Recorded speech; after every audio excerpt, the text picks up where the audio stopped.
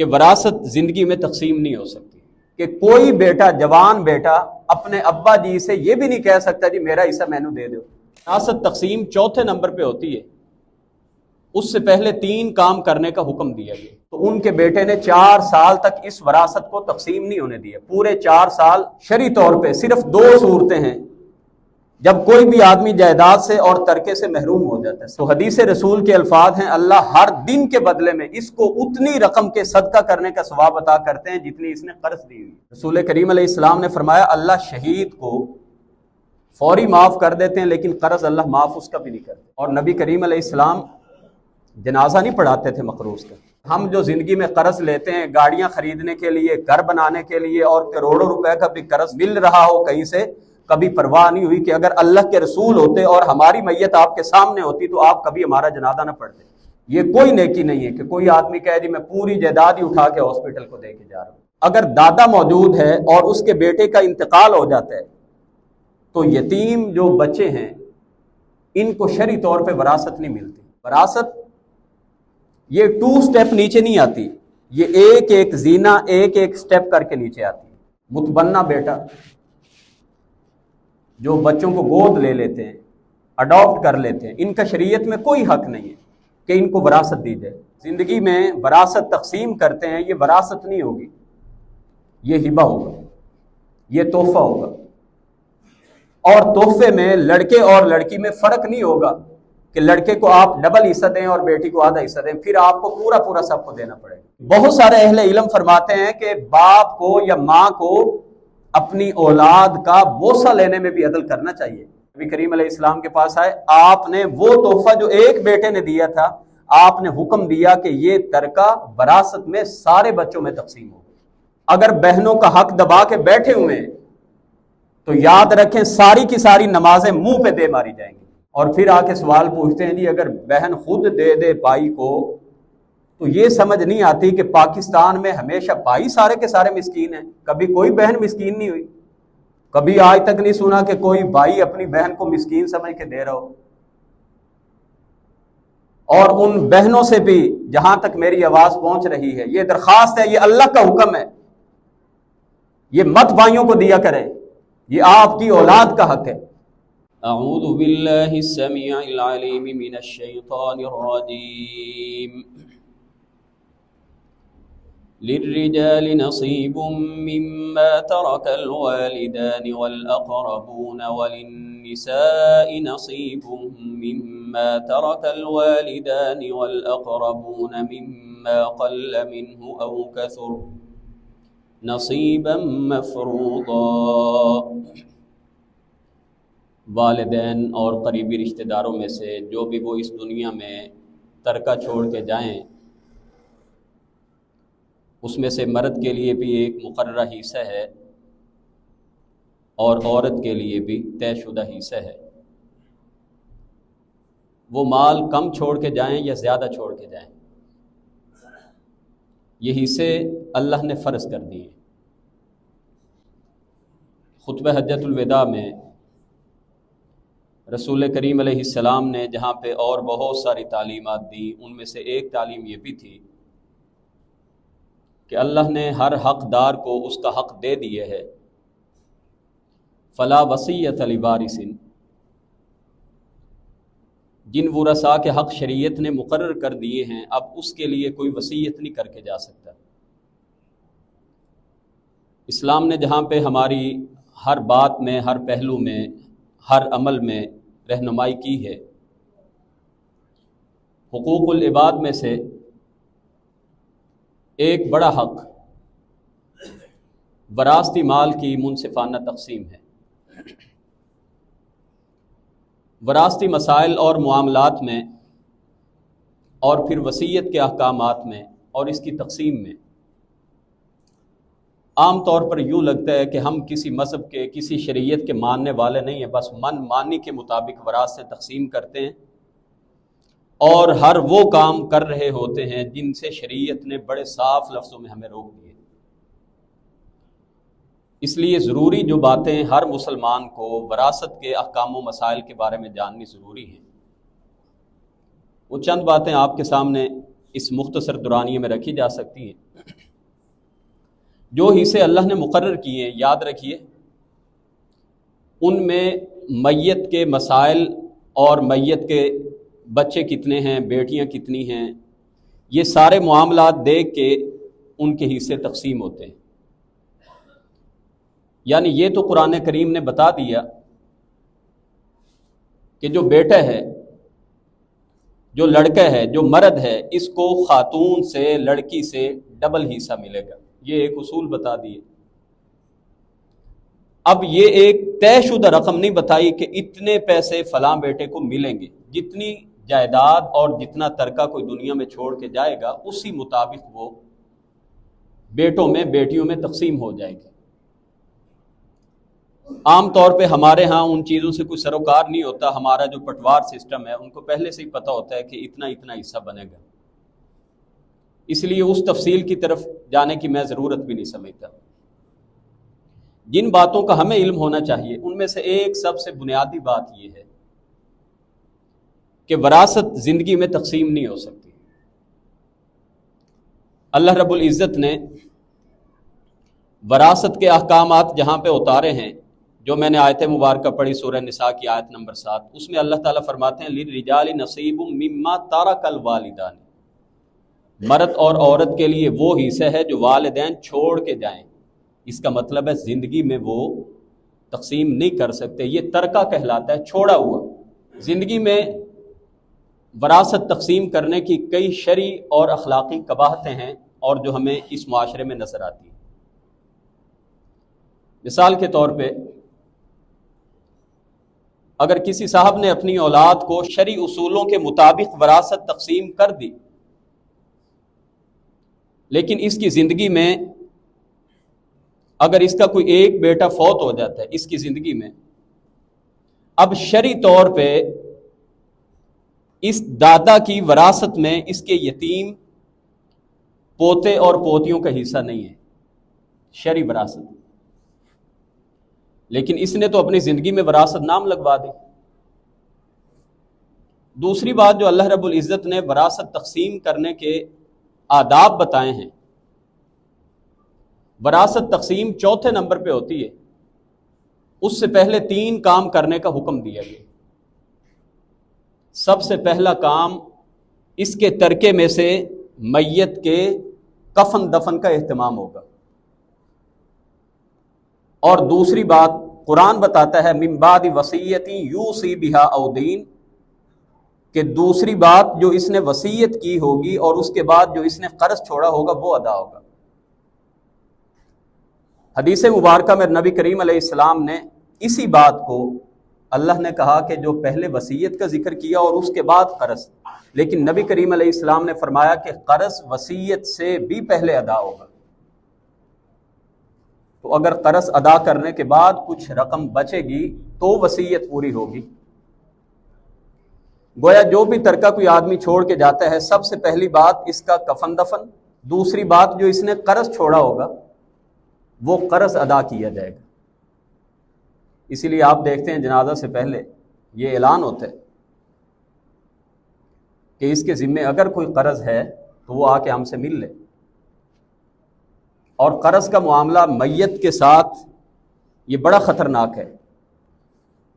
رسول کریم علیہ السلام نے فرمایا اللہ شہید کو فوری معاف کر دیتے ہیں، لیکن قرض اللہ معاف اس کا بھی نہیں کرتے۔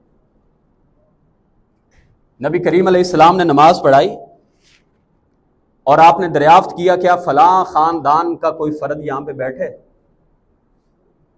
جی اللہ کے رسول میں بیٹھا ہوں۔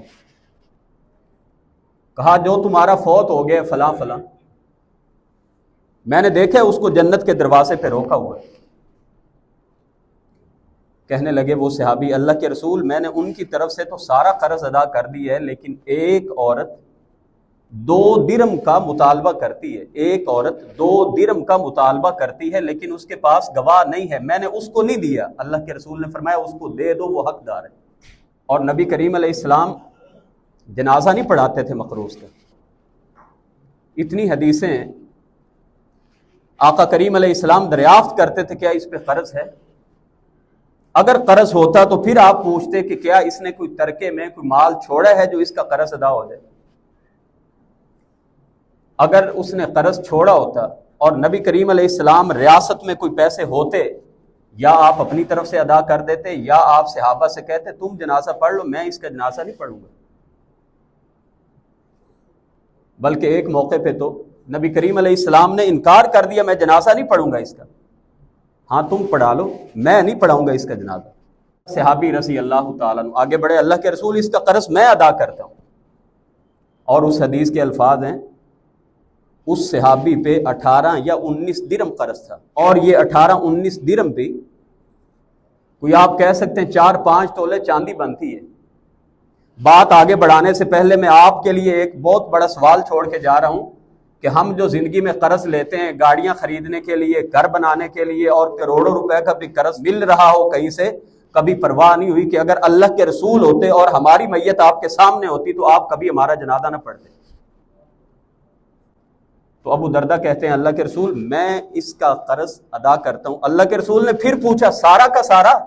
ہاں ہاں اللہ کے رسول سارا ادا کرتا ہوں. پھر آپ نے اس کا جنازہ پڑھا. تو یہ حکم دیا کہ وراثت ابھی تقسیم نہیں ہونی، پہلے اس کا قرض ادا کرو. اور قرض کے مسائل بھی اس قدر زیادہ ہیں اور ہماری غفلتیں بھی بے پناہ ہیں. اللہ رب العزت نے سورہ بقرہ کا 39واں رکوع سارا کا سارا قرض کے مسائل کے بارے میں اتارا ہے. اور اللہ نے حکم دی ہے یا ایھا الذین آمنوا اذا تداینتم بدین الی اجل مسمى فاکتبوہ، اے ایمان والو جب آپس میں قرض کا لین دین کرنے لگو ایک مقررہ وقت تک کے لیے اس کو لکھ لیا کرو. دو باتیں اس آیت میں اللہ فرما رہے ہیں. یعنی مستحب عمل یہ ہے کہ قرض زبانی کلامی نہ لے لیا کرو، جب دل کیا دے دوں گا، پہلے طے کر لیا کرو کب واپس کرو گے. بعض صورتوں میں اگر کوئی آدمی ایسا ہو کہ وہ کہہ دی کہ مجھے کوئی پتہ نہیں 6 مہینے میں سال میں، وہ الگ استثنائی صورت ہے. اور دوسری بات کہی فاکتبوہ، اس کو لکھ لیا کرو. پھر اللہ تعالیٰ فرماتے ہیں وَلَا تَسْأَمُوا أَن تَكْتُبُوهُ صَغِيرًا أَوْ كَبِيرًا إِلَىٰ أَجَلِ، یہ نہ دیکھا کرو معاہدہ چھوٹا ہے یا بڑا ہے، قرض کی رقم تھوڑی ہے زیادہ ہے، اس کو لکھ لیا کرو. کیوں؟ ذَلِكُمْ أَقْسَطُ عِندَ اللَّهِ، یہ تمہارے رب کے نزدیک سب سے زیادہ مبنی بر انصاف بات ہے. وَأَقْوَمُ لِلشَّهَادَةِ، اور گواہی دینے میں آدمی سیدھا سیدھا قائم رہتا ہے اپنی بات پہ. وَأَدْنَىٰ أَلَّا تَرْتَابُوا، اور تمہیں شک شبہ نہیں ہوگا، تمہارے اختلافات لڑائی جھگڑے نہیں ہوں گے. ایک اور حکم دیا 2 گواہ مقرر کر لیے. مجھے بتائیں ہم بھی قرض کا لین دین کرتے ہیں، کبھی اس طرف ہماری توجہ گئی ہے؟ اب کسی وفات پہ اگر ہم اعلان جب کراتے ہیں تو کوئی بھی صاحب آ کے کہہ دیں جی میں نے اتنا قرض لینا ہے، تو جب لکھائی تحریر کا یہی مقصد ہے کہ انسان کے فوت ہو جانے کے بعد پتہ ہو کہ قرض کتنا تھا. اور ویسے بھی قرض کو بہت اچھی چیز نہیں ہے، اگرچہ اس کو جائز کیا. نبی کریم علیہ السلام خود قرض لیتے تھے، یہاں تک کہ آپ نے یہودی سے قرض لے رکھا تھا جب آپ اس دنیا سے تشریف لے گئے. صحابہ بھی قرض لیتے تھے، حضرت میمونہ کے بارے میں آتا ہے، حضرت عائشہ کے بارے میں آتا ہے کہ وہ قرض لے لیا کرتی تھی. اگرچہ جائز ہے لیکن بغیر مقصد کے شغل میلے میں قرض لینا یہ کوئی اچھی بات نہیں ہے. گورنمنٹ کی اسکیم نکلی، چلو جی کوئی ضرورت ہی نہیں ہے، چلو جی اپلائی کر دو. نبی کریم علیہ السلام اپنی ہر نماز میں اس سے پناہ مانگتے تھے. حضرت عائشہ صدیقہ رضی اللہ عنہا نے پوچھا اللہ کے رسول آپ اتنی پناہ مانگتے ہیں قرض سے؟ آپ نے فرمایا عائشہ قرض ایسی چیز ہے جب بندہ لے لیتا ہے تو بات بات میں جھوٹ بولتا ہے اور جھوٹی قسمیں اٹھاتا ہے. یعنی بعض دفعہ یہ سچ بول رہا ہوتا ہے لیکن ہم دیکھتے ہیں لوگ اپنا فون بند کر دیتے ہیں، غلط بیانی کرتے ہیں، جھوٹ بولتے ہیں، تنگ کرتے ہیں. تو حدیث میں آتا ہے کہ اگر تو کوئی آدمی یہ سمجھ کے قرض لے کہ ضرورت ہے تو اللہ خود اس کی ادائیگی میں مدد کرتا ہے. اور اگر کوئی آدمی پہلے یہ سوچ کے لیتا ہے کہ میں نے واپس ہی نہیں کرنا، حدیث میں آتا ہے قیامت کے دن آئے گا یہ چوروں کے ساتھ اٹھایا جائے گا. چور ہوگا چور، اور قرض معاف نہیں ہوتا، یہ ذہن میں رکھیں۔ جو بینکوں سے ہمارے ہاں بڑے بڑے سیاستدان اور بڑے بڑے وڈیرے سرکاری قرض لے کے معافی لے لیتے ہیں، یہ معاف نہیں ہوتا۔ رسول کریم علیہ السلام بھی اس کو معاف نہیں کر سکتے تھے۔ اس سے بڑی کیا بات ہو سکتی ہے کہ آپ جنازے سے پہلے کہتے جاؤ میں نے معاف کیا۔ آپ نے کہا میں جنازہ ہی نہیں پڑھوں گا اس کا۔ صحابہ سے کہا تم پڑھ لو ان کا جنازہ، میں نہیں پڑھاؤں گا۔ تو اس سے بڑی کیا بات ہو سکتی ہے؟ اور یہاں پہ تو کروڑوں نہیں اربوں روپے کے قرض معاف کرائے جاتے ہیں۔ تو ہمارے کسی بھی بڑے سے بڑے حکمران کو بھی یہ حق نہیں پہنچتا کہ وہ کسی کا قرض معاف کر سکے، جو اللہ کے مقرر کردہ فرائض ہیں۔ نبی کریم علیہ السلام کے پاس فاطمہ مخزومی آئی، چوری کی، اور ایک روایت کے مطابق مسجد میں صحابی سو رہے تھے، ان کے نیچے سے چادر چرا لی، اور اس چادر کی قیمت بھی 30 درہم بنتی تھی۔ نبی کریم علیہ السلام نے حکم دیا ہاتھ کاٹا جائے۔ اسامہ ابن زید سے رسول اللہ صلی اللہ علیہ وسلم بے پناہ محبت کرتے تھے۔ آپ کے منہ بولے بیٹے زید بن حارثہ کے بیٹے جو تھے۔ صحابہ میں کسی کی ہمت نہیں ہوئی کہ رسول پاک علیہ السلام کو جا کے سفارش کریں کہ اللہ کے رسول، جو سزا اللہ نے مقرر کی ہے آپ اس کو معاف کر دیں۔ اسامہ بن زید کو بھیجا گیا۔ نبی کریم علیہ السلام اتنی محبت کرتے تھے، آپ نے اپنی گود میں بٹھایا۔ اسامہ سفارشی بن کے آئے، اللہ کے رسول قبیلہ بھی بڑا ہے اور چوری کر لیے، ایک بار چھوڑ دیں۔ اللہ کے رسول نے فرمایا تھا لو کانت فاطمہ بنت محمد سرقت لقطعت یدہا، یہ تو مخزوم قبیلے کی فاطمہ ہے، آج میری محمد کی بیٹی بھی چوری کرتی میں اس کے ہاتھ کاٹ دیتا۔ تو نبی کریم علیہ السلام نے یہ بات نہیں کہی جاؤ جا کے معافی مانگ لو اللہ بڑا غفور الرحیم ہے۔ آپ نے اس عورت کے ہاتھ کٹوائے ہیں۔ تو جب نبی کریم علیہ السلام اللہ کے رسول ہونے کے باوجود آپ نے ایسے معاملات میں کوئی حد، کوئی حق ساقط نہیں کیا، تو پھر حاکم وقت کو یہ اختیار کس نے دے دیا کہ چاہے تو وہ قتل کے قیدی کو معاف کر دے، چاہے تو وہ قرض معاف کر دے۔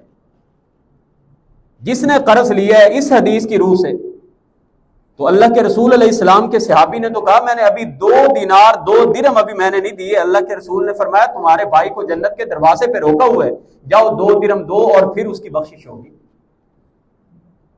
اور پھر قرض لینے سے پہلے عام طور پہ ہمارے ہاں گروی کے طور پہ کوئی چیز بھی رکھ دی جاتی ہے، اس کے اوپر منافع نہیں لے سکتے۔ یہ سود کی بدترین شکل ہے۔ یہ جو ہمارے ہاں گروی مکان دیے جاتے ہیں بالکل سود کی بدترین شکل ہے۔ آپ کل کو اللہ کی بارگاہ میں یہ نہ کہیے گا جی مجھے تو کسی مفتی نے بتایا تھا اور مجھے تو پتہ نہیں چلا تھا۔ آپ کو میں ممبر رسول پہ کھڑا ہو کے بتا رہا ہوں کہ یہ بدترین سود کی قسم۔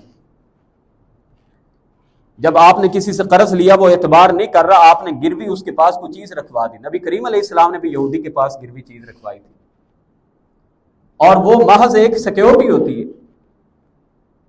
اگر کوئی آدمی بینک سے قرض لیتا ہے، اپنا سونا وہاں پہ رکھوا دیتا ہے، تو اس قرض کے اوپر وہ منافع بھی نہیں دے گا۔ اس پہ پھر کسی وقت بات کریں گے۔ جس کو قرض دینا ہے یا جس سے قرض لینا ہے، اصولی بات یہ ہے کہ قرض حسنہ کے طور پہ لے سکتے۔ قرض دے کے قرض کے اوپر کوئی منافع کی ڈیمانڈ کرنا یا منافع مانگنا، یہ سود کی بدترین شکل ہے۔ کئی احباب سمجھتے ہیں او جی میرا 1 سال 5 لاکھ اس نے استعمال بھی تو کی ہے، تو مجھے کیا فائدہ ہے؟ تو قرض حسنہ اس کو نام کیوں رکھا گیا؟ قرض حسنہ اس کا نام کیوں رکھا گیا؟ سوچیں نا۔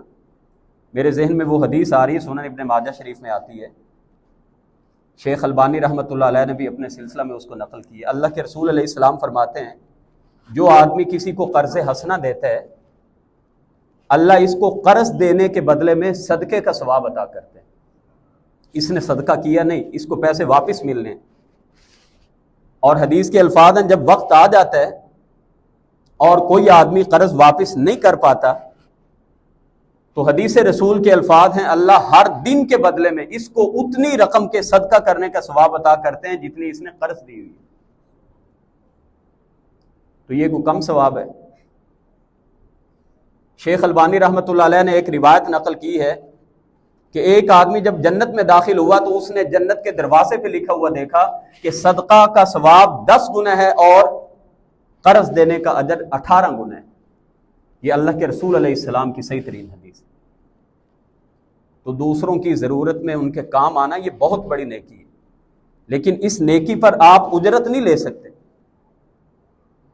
تو عرض یہ کر رہا ہوں کہ قرض جو دیا ہوتا ہے، وراثت تقسیم ہونے سے پہلے اس کو دیا جائے گا۔ حضرت زبیر رضی اللہ تعالیٰ عنہ حواری رسول ہیں،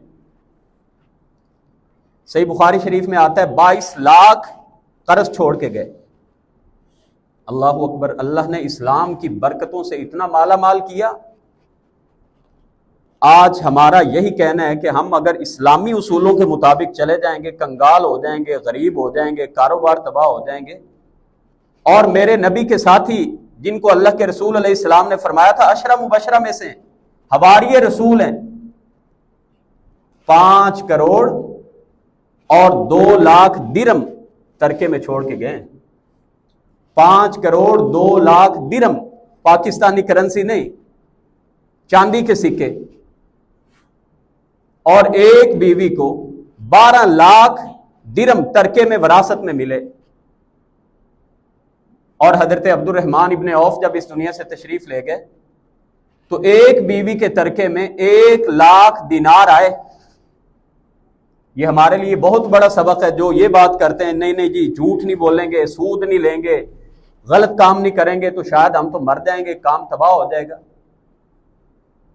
ایک بیوی کو 1 لاکھ دینار، آسان کر کے سمجھا دوں، ایک بیوی کو 37,500 تولے سونا، ایک بیوی کو 37,500 تولے سونا آیا۔ اب اس طرف میں جانا نہیں چاہتا، بات دوسری طرف چلی جائے گی۔ عبد الرحمن ابن عوف رضی اللہ تعالیٰ عنہ اتنا ترکہ چھوڑ کے گئے، اور یہی معاملہ حضرت زبیر رضی اللہ تعالیٰ عنہ کا تھا۔ تو حضرت زبیر نے اپنے بیٹوں کو وصیت کی تھی کہ میرا قرض جب تک نہ اتر جائے ترکے کو، وراثت کو تقسیم نہیں کرنا۔ قرض بہت سارے لوگوں سے لیا ہوا تھا، اور یہ بھی بات سمجھ لیجیے کہ کیا وہ قرض لیتے تھے، ایک طرف اتنا ترکہ چھوڑ کے گیا ہے۔ تو ان کے بیٹے بیان کرتے ہیں، صحیح بخاری کی روایت ہے کہ جب ان کے پاس کوئی بندہ آ کے امانت رکھواتا تو وہ اس سے کہتے تھے یار میں امانت نہیں رکھوں گا، مجھے قرض دے کے چلے جاؤ تاکہ میں اس کو کاروبار میں لگاؤں۔ امانت ہوگی تو میں کاروبار میں نہیں لگا سکتا، ہاں میرے پاس قرض رکھ دو، میں اس سے کاروبار کروں گا۔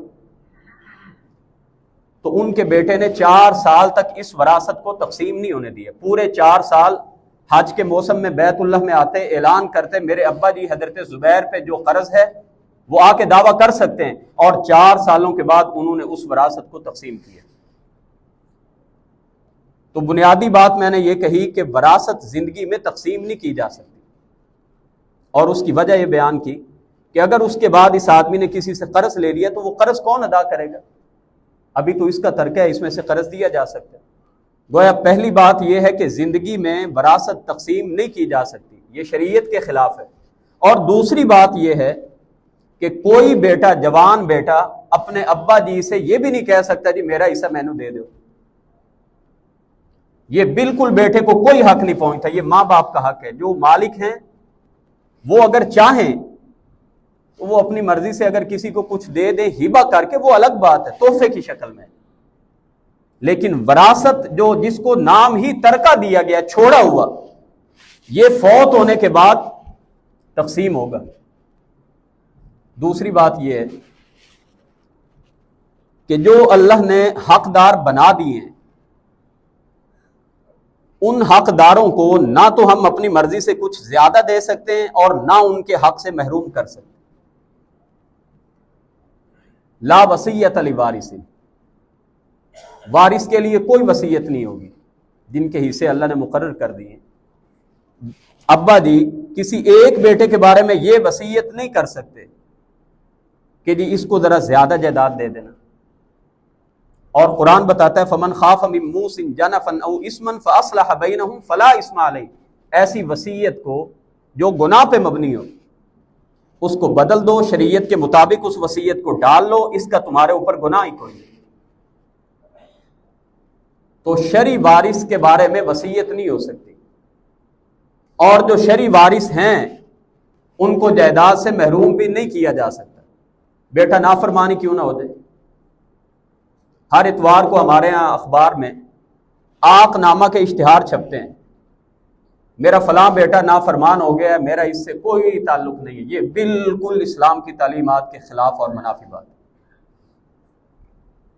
شرعی طور پہ صرف 2 صورتیں ہیں جب کوئی بھی آدمی جائیداد سے اور ترکے سے محروم ہو جاتا ہے۔ سب سے پہلی بات یہ ہے کہ اگر دین الگ الگ ہو، والد مسلم ہے اور بیٹا کافر ہو جائے، تو ایسے بیٹے کو والد یا والدہ کی جائیداد میں سے کوئی وراثت نہیں ملے گی۔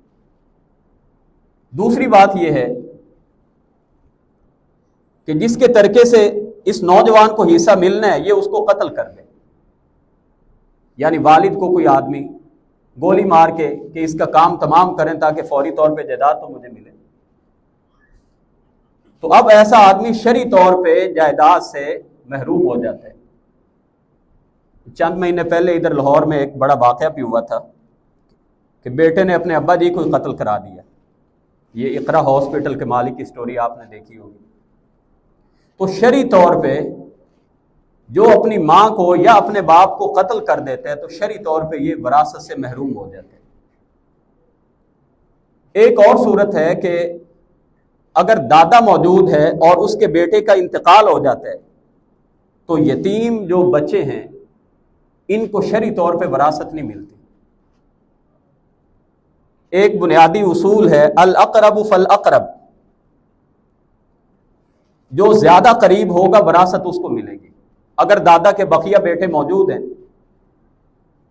تو یہ یتیم پوتے اور پوتیاں وراثت سے محروم ہو جائیں گے۔ آپ یوں بھی سمجھ سکتے ہیں کہ وراثت یہ 2 سٹیپ نیچے نہیں آتی، یہ ایک ایک زینہ ایک ایک سٹیپ کر کے نیچے آتی ہے۔ لیکن یہ بھی ایک سوال پیدا ہو سکتا ہے کہ وہ تو پہلے ہی یتیم ہیں اور وراثت سے بھی شریعت نے ان کو محروم کر دیا، تو شریعت نے 2 سہولتیں رکھ دی ہیں۔ پہلی سہولت یہ ہے کہ دادا اپنی زندگی میں کوئی چیز اپنے یتیم پوتوں کو ہبہ کر کے جا سکتے ہیں۔ ہبہ کرنا، تحفہ دینا، عطیہ کرنا یہ جائز ہے۔ اور دوسری بات وصیت کر کے جا سکتا ہے کہ میرے مال میں سے اتنا مال ان کو دے دینا، اور شریعت کے مطابق جو وصیت ہوگی اس کو پورا کرنا یہ فرض ہے۔ کتب علیکم اذا حضر احدکم الموت، تم پہ فرض کر دیا گیا ہے کہ جب کسی کو موت آئے اور اگر وہ مال چھوڑ کے جا رہا ہے تو وہ والدین اور اقربا کے لیے وصیت کر کے جائے۔ اگرچہ مفسرین فرماتے ہیں کہ آیت وراثت اترنے کے بعد یہ جو حکم دیا گیا تھا کہ ہر کوئی وصیت کر کے جائے، اس کو اللہ نے منسوخ کر دیا۔ تاہم وارث کے بارے میں وصیت نہیں ہو سکتی، غیر وارث کے بارے میں وصیت ہو سکتی ہے، لیکن اس وصیت میں یہ حکم دیا کہ میکسیمم 1/3 سے زیادہ کوئی وصیت نہیں کر سکتا، 1/3 سے زیادہ۔ یہ کوئی نیکی نہیں ہے کہ کوئی آدمی کہہ دی میں پوری جائیداد ہی اٹھا کے ہاسپٹل کو دے کے جا رہا ہوں۔ نبی کریم علیہ السلام حضرت سعد بن ابی وقاص کی تیمارداری کرنے گئے، ان کو ایسا معلوم ہوتا تھا کہ شاید میں اس بیماری سے شفا یاب نہ ہو سکوں، اللہ کے رسول میں سارا مال اللہ کی راہ میں دینا چاہتا ہوں۔ اللہ کے رسول نے فرمایا بالکل نہیں۔ اللہ کے رسول میں آدھا مال دینا چاہتا ہوں، آپ نے منع کر دیا۔ جب انہوں نے کہا اللہ کے رسول فالثلث، 1/3، تو آپ نے فرمایا ہاں 1/3 کی تمہیں اجازت ہے، اور یہ بھی بہت زیادہ ہے۔ تو اس سے زیادہ کوئی وصیت نہیں کر کے جا سکتا۔ اللہ نے جو حقدار بنائے ہیں، اولاد نہیں ہے، بھائیوں کی طرف وراثت چلی جائے گی، بہنوں کی طرف چلی جائے گی، والدین کو حصہ ملے گا۔ اگر وہ بھی رشتہ دار نہیں ہے تو اسلام نے پورے احکامات وراثت کے دیے، اور یہ مسائل اتنے اہم ہیں وراثت کے۔ آپ دیکھیے جہاں سے اللہ نے وراثت کے مسائل شروع کیے، ابتدا کی یوصیکم اللہ، اللہ تمہیں وصیت کر رہا ہے، اور جہاں وراثت کے مسائل ختم کیے وہاں پہ پھر اللہ فرماتے ہیں وصیۃ من اللہ، یہ اللہ کی طرف سے وصیت ہے۔ اور یہ اللہ نے فریضۃ من اللہ بھی کہا، یہ اللہ نے فرض کی ہے۔ یہ اپنی مرضی سے من مانی سے ہم کسی کو نہ اس میں داخل کر سکتے ہیں نہ ہٹا سکتے ہیں۔ ہم ہندوؤں سے ہمارا ملک آزاد ہو گیا، لیکن کلچرل اگر لائف کو دیکھیں تو سارے ہندوانہ کلچر آج بھی ہمارے اندر موجود ہے۔ بیٹیوں کو وراثت دینا، بہنوں کو وراثت دینا، یہ تو اللہ ماشاء اللہ کچھ چند فیملیاں ہوں، وگرنہ تو بڑی مایوس کن حالت ہے۔ اور آگے سے دلیلیں دیتے ہیں، جی ہم نے شادی بھی کی ہے، ہم نے جہیز بھی دی ہے، شرم نہیں آتی۔ یہ یاد رکھیں، جو اللہ نے مقرر کر دیے حصے، اپنا محاسبہ کریں۔ اگر بہنوں کا حق دبا کے بیٹھے ہوئے ہیں تو یاد رکھیں ساری کی ساری نمازیں منہ پہ دے ماری جائیں گی۔ کوئی اللہ کو ایسی نمازوں کی ضرورت نہیں ہے۔ سیزنل مسلم، جز وقتی مسلمان اللہ کو نہیں چاہیے۔ فریضۃ من اللہ کا سیدھا سیدھا یہ معنی یہ اللہ نے فرض کیا ہوا ہے، اور ہمیں خیال تک نہیں ہوتا، دلیلیں دیتے ہیں۔ تو اللہ تعالیٰ نے جو حصے مقرر کیے ہیں یہ فرض شدہ ہیں، اور فرض شدہ حصوں میں ہم کسی کو محروم نہیں کر سکتے۔ اور پھر آ کے سوال پوچھتے ہیں جی اگر بہن خود دے دے بھائی کو، تو یہ سمجھ نہیں آتی کہ پاکستان میں ہمیشہ بھائی سارے کے سارے مسکین ہیں، کبھی کوئی بہن مسکین نہیں ہوئی، کبھی آج تک نہیں سنا کہ کوئی بھائی اپنی بہن کو مسکین سمجھ کے دے رہا ہو۔ اور ان بہنوں سے بھی جہاں تک میری آواز پہنچ رہی ہے یہ درخواست ہے، یہ اللہ کا حکم ہے، یہ مت بھائیوں کو دیا کریں، یہ آپ کی اولاد کا حق ہے۔ اور ماں جو اس دنیا میں چھوڑ کے جاتی ہے وہ ترکے کے طور پہ اس کی اولاد میں تقسیم پہلے ہوتے ہیں۔ تو اسی لیے یہ جو ہمیں اپنی اصلاح کی غرض سے جو بہنوں کا حصہ ہے جتنا بنتا ہے ان کو ان کا حق دینا چاہیے۔ ہماری وراثت میں جیسے میں نے ابتدا میں عرض کیا، جان بوجھ کے ہر کام میں خلاف ورزی کرتے ہیں، جن کا حق نہیں بنتا ان کو دے رہے ہیں، اور جن کا حق بنتا ہے ان کو زبردستی نکالے جا رہے ہیں۔ متبنہ بیٹا جو بچوں کو گود لے لیتے ہیں، اڈاپٹ کر لیتے ہیں، ان کا شریعت میں کوئی حق نہیں ہے کہ ان کو وراثت دی جائے۔ صحابہ کہتے ہیں کہ ابتدائی دور میں ہم ان کو وراثت میں سے حصہ دیا کرتے تھے، لیکن جب اللہ نے سورہ احزاب کی آیت اتاری ادعوہم لآبائہم هو اقسط عند اللہ، اللہ کے ہاں انصاف والی بات یہ ہے کہ ہر کسی کو اس کے اصل باپ کے نام سے پکارو، پھر اس کے بعد وراثت ان کو نہیں دی جاتی تھی۔ لیکن جیسے میں نے پہلے بات کر دی ہے کہ ایسی صورت میں یتیم پوتے کی بات ہو یا اڈاپٹ کیے ہوئے بچے کی بات ہو تو اس کا سوتیلا باپ یا اس کی سوتیلی ماں وہ وصیت کر کے جا سکتی ہے، یا وہ اپنی زندگی میں اگر اس کو یہ علم ہو کہ میری زندگی کے بعد میری اس وصیت کو کوئی مانے گا نہیں، تو وہ اپنی زندگی میں کچھ حصہ ہبہ کر کے جا سکتی ہے، اور اس کا جو حجم ہے وہ 1/3 سے زیادہ نہیں ہوگا۔ اب مزید ایک سوال سامنے آتا ہے کہ کئی لوگ کہتے ہیں جی اگر ہم زندگی میں کرنا چاہتے ہیں بعد میں ہمارے بیٹے بیٹیوں کو حصہ نہیں دیں گے، تو اگر ہم شرعی اصولوں کے مطابق کریں تو ہم زندگی میں کر دیں۔ تو یہ بھی مسئلہ سن لیجئے کہ اگر کوئی صاحب زندگی میں وراثت تقسیم کرتے ہیں، یہ وراثت نہیں ہوگی، یہ ہبہ ہوگا، یہ تحفہ ہوگا، اور تحفے میں لڑکے اور لڑکی میں فرق نہیں ہوگا کہ لڑکے کو آپ ڈبل حصہ دیں اور بیٹی کو آدھا حصہ دیں، پھر آپ کو پورا سب کو دینا پڑے گا کیونکہ یہ تحفہ ہے۔ ایک صحابی جو حضرت بشیر تھے رضی اللہ تعالیٰ، ان کی بیوی ان سے کہنے لگی یہ آپ کا سب سے چھوٹا بیٹا ہے نعمان بن بشیر، یہ بھی صحابی رسول ہے، آپ ان کو کچھ تحفہ دے دیں، ایک باغ ان کو دے دیں ہدیے میں۔ کہنے لگے ٹھیک ہے میں دے دیتا ہوں۔ ان کی بیوی کہنے لگی کہ ہم اللہ کے رسول علیہ السلام کے پاس جاتے ہیں آپ کو اس بات پہ گواہ بنا کے، تاکہ یہ عمل ہمارا پکا ہو جائے۔ نبی کریم علیہ السلام کے پاس گئے اور جا کے عرض کیا اللہ کے رسول میرا یہ ایک باغ ہے، میں اپنے بیٹے نعمان کو گفٹ کر رہا ہوں، ہبہ کر رہا ہوں۔ نبی کریم علیہ السلام نے پوچھا کیا اسی طرح کا باغ بقیہ اولاد کو بھی کیا ہے؟ نہیں اللہ کے رسول ان کو تو نہیں کیا۔ نبی کریم علیہ السلام نے فرمایا کیا مجھے ظلم کے کام پہ گواہ بنانے آئے ہو؟ गुनाह के काम पे मेरी गवाही डालने आए हो। और एक हदीस के अल्फाज हैं, आपने फरमाया क्या तुम चाहते हो कि जो सलूक तुम बच्चों के साथ कर रहे हो तुम्हारे बेटे तुम्हारी फर्मा बरदारी करने में यही सलूक करें, एक बात ना माने दूसरा फर्मा बरदारी करे। अल्लाह के रसूल मैं तो ये बर्दाश्त नहीं करता। गोया इस हदीस में हमें यह भी सबक मिल गया कि नबी करीम अलैहिस्सलाम ने एक और हुक्म दिया है, इअदिलू बैन अबनाइकुम, अपनी औलाद में अदल किया करो।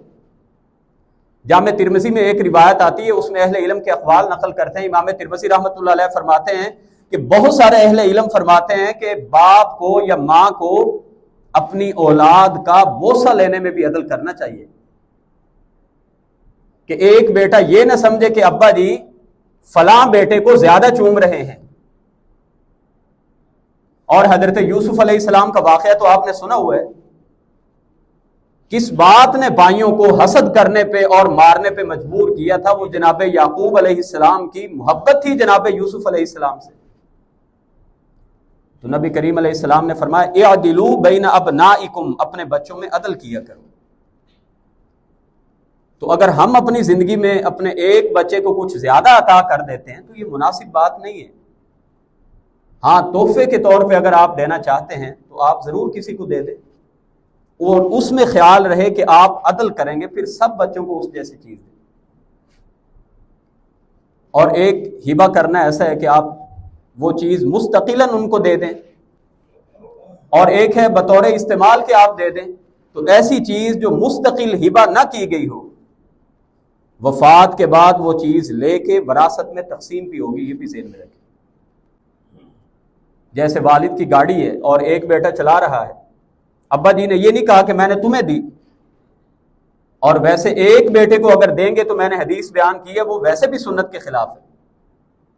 तो अब्बा जी की वफात के बाद वो गाड़ी वरासत के तौर पे तमाम औलाद में तकसीम होगी। नबी अलैहिस्सलाम के दौर में एक अंसारी सहाबी ने अपनी मां को एक बाग हिबा किया, वालिदा फौत हो गई। जिस भाई ने वो तोहफा दिया था अपनी मां को, वो कहने लगे ये बाग तो मैंने दिया था, मुझे ही वापस करो। भाइयों ने कहा नहीं, आपने तो दे दिया था। और ये आप जानते हैं मसले की बात है कि जो तोहफा है ये दे के वापस नहीं लिया जा सकता। नबी करीम अलैहिस्सलाम ने फरमाया जो तोहफा दे के वापस लेता है वो ऐसे ही है जिस तरह तय करके उसको चाट लेना।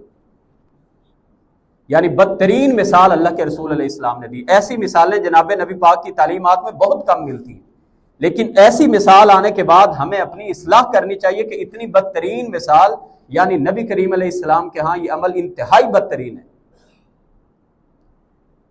तो भाइयों ने कहा भी आपने तो तोहफा दे दिया था, अब आप क्यों वापस ले रहे हैं? नबी करीम अलैहिस्सलाम के पास आए, आपने वो तोहफा जो एक बेटे ने दिया था, आपने हुक्म दिया कि ये तरका वरासत में सारे बच्चों में तकसीम हो। तो अगर ऐसी सूरत हो तो फिर सारी औलाद में वो तोहफा दिया हुआ तकसीम हो जाएगा। एक और इंतहाई अहम मसला, जैसे मैंने यतीम पोते की बात की, या इसी तरह और कोई साहब ऐसे हैं कि कोई आदमी उनके साथ नेकी करना चाहता है लेकिन वरासत में उनका हक नहीं बनता, या इसी तरह मुंह बोला बेटा है, तो वसीयत करके जाया जा सकता है। और वसीयत मैंने अर्ज किया कि 1/3 से ज्यादा नहीं होगी। नबी करीम अलैहिस्सलाम फरमाते हैं कि जो वसीयत करना चाहता है तो उसको चाहिए कि वो 3 रातें भी वसीयत लिखे बगैर बसर न करे, फौरी वसीयत को लिख के रखे।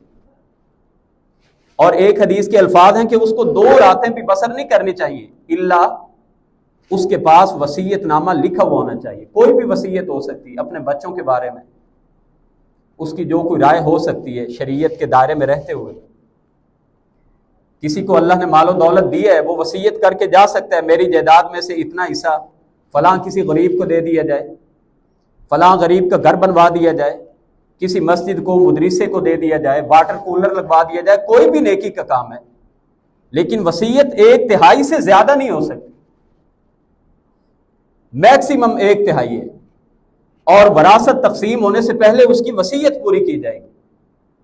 हजरत अब्दुल्लाह इब्न उमर रज़ी अल्लाहु अन्हुमा फरमाया करते थे کہ میں نے جب سے یہ حدیث سنی ہے اسی دن سے میں نے وصیت لکھوا کے اپنے پاس رکھی۔